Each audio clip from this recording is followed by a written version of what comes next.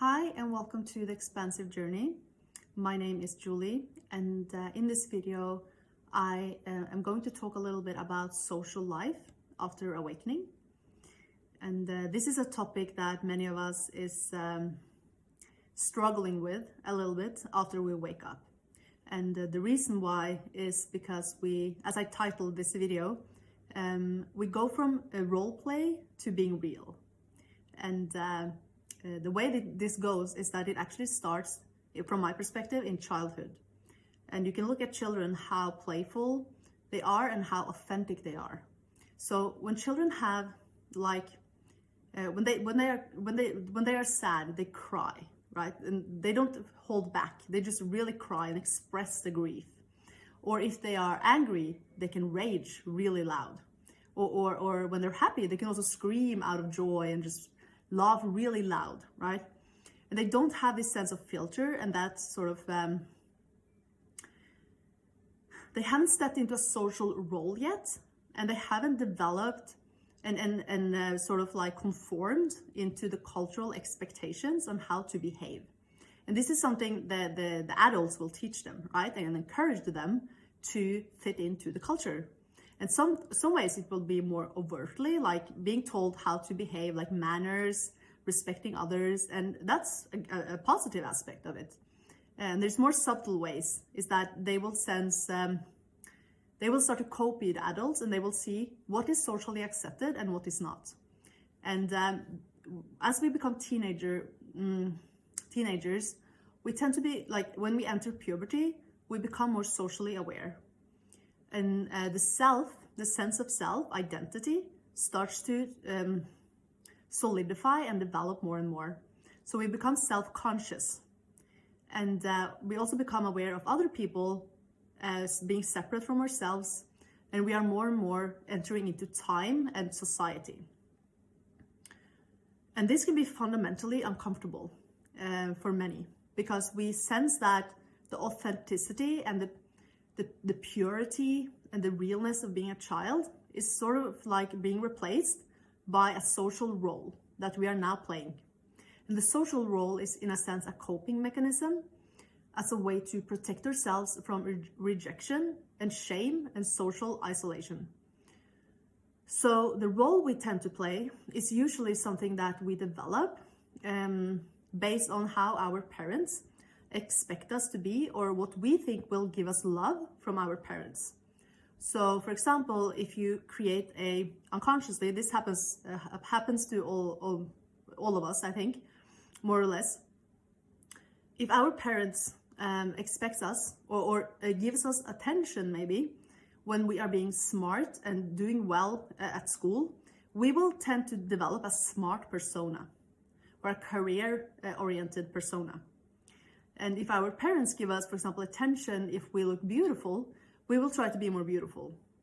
Or if our parents gives us attention when we're being funny, we will create a funny persona. So it's a sense of social control that is also protecting us from rejection. Most fundamentally from our parents, but just as much from the sort of like friend environment and the bigger family, and altogether the culture we grow up in. So this is how we abandon our authentic self, or our authentic way of expressing ourselves, and we enter into a form, into a shape that is sort of like predetermined by society. So this is how we start to believe after a while that we are this social role, and we keep playing them, right? And we don't even know we're doing that. It just feels natural to us. So, for example, if you felt insecure, well, maybe you learn to develop a very confident persona to compensate for that. Or maybe you felt very lame, so you had to develop an interesting persona, right? Whatever that made you feel rejected, you will try to become the opposite to become accepted, in a sense. And what happens when we wake up, at least in my experience, is that we see through these identities. We can see that they're not real. And after seeing through that illusion or that dream, that fantasy about who we are, and we see it for what it is, it gets really hard to hide under it. It gets really hard to use that as a protection. because in a sense, it doesn't even work anymore, because it just dissolves in a sense more and more, or it's seen to be a thought. So awakening forces us to be authentic. And this can be really, really challenging in situations and social situations where we used to be inauthentic. We used to have a social role and play that with others, and then one day we can't, and we even forgot how to, right? And people can react to that. At least many of us experience that. Family members or friends and partners turn against us, and because they don't understand what has happened and why we are different, right? And they don't adjust very well to it either. So that can be really, really painful when we have to let go of certain relationships that has served us so far in life, but it's not in alignment with our authentic self. So what we tend to do is that, or many of us, we isolate going through awakening because it's so uncomfortable to play a social role, and we are sort of forced to be authentic. And also, for most of us, we develop new relationships that are much more heart-based, much more based in how much of ourselves we can be with that other person, how much authenticity they have embodied too, right? And some people will stay with us and they will accept the new us, and eventually maybe they will also transform and allow more of their authenticity as well to come through.